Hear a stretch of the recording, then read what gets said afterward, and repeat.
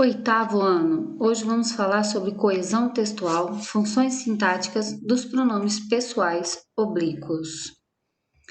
Mas primeiro vamos conhecer o que é coesão. Coesão é a conexão, a ligação, a harmonia entre os elementos de um texto. Percebemos tal definição quando lemos um texto e verificamos que as palavras, as frases e os parágrafos estão entrelaçados, dando continuidade ao outro. Então, quando conseguimos ler um texto e percebemos que um assunto está dando continuidade ao outro, ou seja, o parágrafo de baixo está dando continuidade ao assunto de cima, então existem algumas palavras que fazem essa ligação. Então, esse texto tem coesão, tem entendimento, ele está ligado corretamente. Isso é coesão. É quando um texto se liga, é quando os parágrafos do texto se ligam corretamente, dando entendimento ao texto. Na gramática, discurso, a palavra discurso significa conversa. As pessoas do discurso são as que tomam parte de uma conversa. Para ter uma conversa, precisam ter as pessoas dessa conversa, ou seja, as pessoas do discurso. São necessárias 3 pessoas. Uma fala ou escreve, que é a primeira pessoa. Uma escuta ou lê, é a segunda pessoa. Uma é o assunto. O ser de que se fala ou escreve é a terceira pessoa. Mas quem são essas pessoas? São essas daqui. No singular, eu tenho 3 pessoas. Os pronomes do caso reto aqui, lembrando vocês que são os pronomes que usamos para conjugar verbos. Então, são os pronomes do caso reto. Eu tenho primeira pessoa, eu, segunda, tu, terceira, ele ou ela, do singular. No plural dos pronomes do caso reto, eu tenho o nós, o vós, eles ou elas. Então, ó, primeira pessoa é a que fala, segunda pessoa é a que escuta, a terceira pessoa é a de quem se fala, é o assunto. Então, aqui são essas pessoas. Mas também temos os pronomes oblíquos, átonos, que são os mais fracos, tônicos, que são os mais fortes. Nos átonos, primeira pessoa, agora as pessoas do singular, na primeira eu tenho me, segunda ti, terceira se ou alhe. Nas pessoas do plural, a primeira eu tenho nos, segunda vos, terceira se, os, as, lhes. E tônicos, que são os mais fortes. Eu tenho na primeira pessoa mim comigo, segunda ti contigo, terceira si consigo, ele ou ela.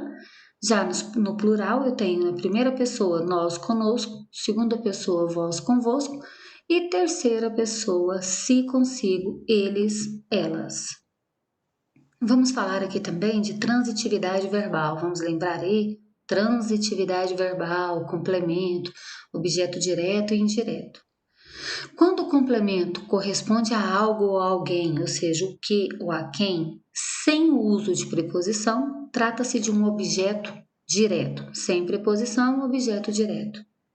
Quando o complemento corresponde para algo ou para alguém, ou quando alguma outra preposição é usada no lugar de para, como a, de, em, por, com, trata-se de um objeto indireto. Então, ligado com preposição, objeto indireto. Sem preposição, objeto direto.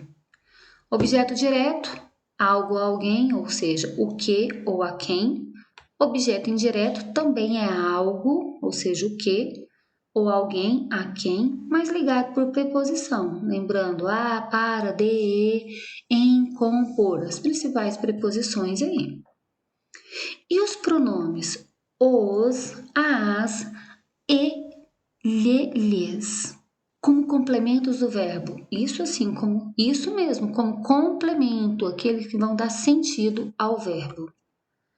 Observe agora o seguinte trecho do segundo fragmento da entrevista. Está lá no nosso livro, na página 92.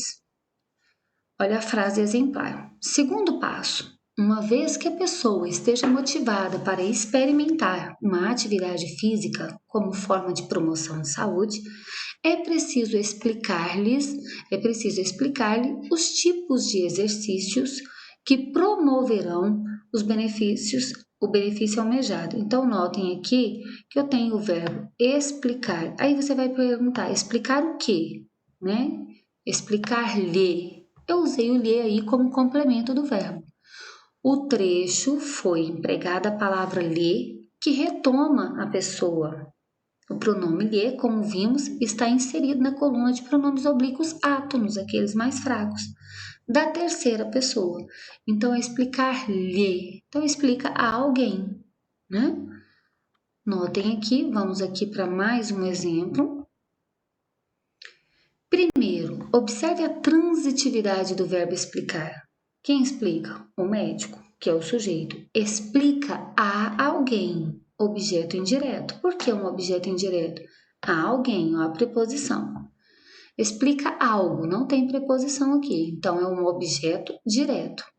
No contexto do trecho, é possível afirmar que se trata do caso de explicar à pessoa os tipos de exercício. O pronome lhe, portanto, tem valor de a pessoa, a alguém, ou para a pessoa, para alguém, e exerce assim a função de objeto indireto. Professora, ficou confuso. Olhem aqui. Segundo a norma padrão, ao empregarmos os pronomes os, os, a, as e lhes como complementos do verbos transitivos, nós temos aí o lhes é usado como objeto indireto, o lhes é usado como objeto indireto, os e a, as são usados como objeto direto. Agora ficou mais claro. Se eu encontro o lhes, objeto indireto. Se eu encontro o, os e a, as, completando o verbo, eu tenho aí um objeto direto. Agora, os pronomes me, te, si, nos e vos como complemento do verbo. Diferente do caso da distinção de uso entre os pronomes o, os, a, as, objeto direto, e lhes como objeto indireto, os pronomes me, te, nos e vos podem exercer tanto a função de objeto direto, quando não tem preposição, quanto de objeto indireto, quando tem preposição. Então, vamos olhar aí para descobrir o uso das preposições. Vamos falar aqui também um pouquinho sobre alterações no som e na escrita de alguns pronomes oblíquos. As formas no ou nos, na ou nas, há alguns detalhes que precisamos considerar quanto ao emprego dos pronomes oblíquos depois dos verbos, conforme veremos a seguir. Caso o verbo termine em m, ão ou oin, os pronomes o, a e os as assumem as formas no, na, nos e nas, quando pós-posto, ou seja, quando colocados depois do verbo. Olha o exemplo. Encontrei, ó, terminado em M, encontrei na, no salão. É o encontrem mais o A. Dão-no, carinho, ó, o verbo terminado em ão, então dão mais o. Põe-nas, ó, o verbo terminado em oin, põe-nas sobre a mesa, que é o põe mais as. As formas lo, las, caso o verbo termine em R, S ou Z, se o pronome for colocado após o verbo, ou seja, depois, essas terminações serão excluídas, serão retiradas o R, o S ou o Z. Essas terminações serão excluídas e o pronome o, a, os ou as será antecedido de L, respectivamente, assumirá as formas, então vai se transformar em lo, lá, los ou las. Veja, preciso vê-las ainda hoje. Ver é um verbo que termina em R, ver. Então, tirou o R e colocou o vê-las. Vou conduzi-lo até o hospital. Ó, conduzir é um verbo que termina em R. Tirei o R e acrescentei o L, ficou conduzi-lo. Fiz, né? Ó, filo com prazer. Fiz é um verbo que termina em Z, tirou o Z e colocou o lo, filo com prazer. Outras alterações. No caso de verbos transitivos diretos terminados em mos, verbos terminados em mos, seguidos do pronome, ou seja, quando eu for colocar um pronome nos ou vos, retira-se o S do verbo. Observe. Deitamo-nos muito tarde. Deitamos termina com S, então eu retirei o S e coloquei o nos, deitamo-nos muito tarde. Comparamo-vos com seus ancestrais. Então, comparamos é um verbo que termina em S, eu retiro o S e coloco o vos. Comparamo-vos com seus ancestrais. Foi retirado aí então. Expressões sinônimas ou quase sinônimas. O que são sinônimos? Palavras diferentes com o mesmo significado. Lembram lá? Lindo e belo, palavras diferentes, mas com o mesmo significado. O termo diabético é retomado lá nos nossos textos por portador de diabetes, palavras diferentes com o mesmo significado. No início deste módulo, observamos o uso de idoso para retomar pessoas com idade mais avançada. Palavras diferentes, mas que significam a mesma coisa. São sinônimas. E nomes genéricos? O que é genéricos? Também palavras diferentes com o mesmo significado. Remédio genérico.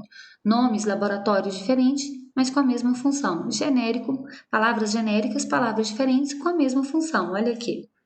Para se referir a um não diabético, empregou-se pessoa sem a doença. Mesma coisa. Palavras com sentido extremamente genérico, como coisa, pessoa, indivíduo ou fato, são comumente empregados para referenciação. Então, para evitar a repetição de palavras, usam termos genéricos, palavras diferentes com o mesmo significado. Indicadores de classe ou hiperônimos. O que é hiperônimo? É quando eu troco os nomes pela sua classe. Como assim, professora? É quando eu troco banana e laranja por frutas. Então, eu troquei os nomes pela classe. É quando eu troco cavalo e vaca por animais. Troquei os nomes pela classe. O termo diabetes é retomado pela expressão a doença. Afinal, diabetes é um tipo de doença. Então, eu troquei a palavra, o nome da doença, pela sua classe, que é doença. Então, olha aqui, afinal, diabetes é um tipo de doença. Então, hiperônimos, indicadores de classe ou hiperônimos, indicam o tipo de alguma coisa ou pessoa, ou a classe ao que alguma coisa ou pessoa pertence. Então, quando eu uso hiperônimo, eu troco os nomes pela sua classe. Vamos lembrar sempre de banana e laranja trocado por frutas. Quando isso acontece, eu tenho um hiperônimo. Essa foi a nossa aula de hoje. Espero que ajude vocês na realização das atividades.